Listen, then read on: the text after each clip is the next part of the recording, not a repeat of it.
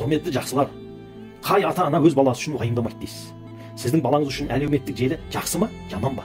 Осы туралы Марғұлан Сейсенбай ағамыз айтады. Бір шарт бар дейді. Сол орындалса жаманың жақсыға айланады, зияның пайдаға айланады дейді. Ол мақсат. Алдында үлкен мақсаты бар баланы еш нәрсе жолдан тайдыра алмайды, ойын еш нәрсе бөлмейді. Қытай халқының мақалы бар екен: "Кәң тө, дамаюму бе, ойы шыңфың" дейді. Мақсаты жоқ кемеге жолшыбай алып баратын желде кездеспейді дейді. Ал біз ше, мақсатымыз жоқ, кім боларымызды білмейміз. Қазір 5 минутқа деп YouTube-қа кіреміз, содан кейін 4 сағаттан кейін Facebook, TikTok, Instagram бәрін аралап бәрі шығамыз.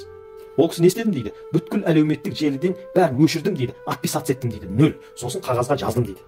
Маған не керек? Қалай бақытты болам? Мен нені іздеймін? Сосын іздеп отырып осылардың маманына жазылдым дейді, тіркелдім дейді. Міне, содан бері менің телефонымда артып кетті, шауып кетті, өртеп кетті, бірін-бірі зорлап кетті, тонап кетті деген онда еш нәрсе жоқ дейді. Міне, осы кісіден өнеге алайық, біз де дәл солай бала шағамыздың алдына үлкен мақсат қойып берейік. Сол мақсат бойынша әлеуметтік желіні пайдалансын, ізденсін, өссін, дамысын.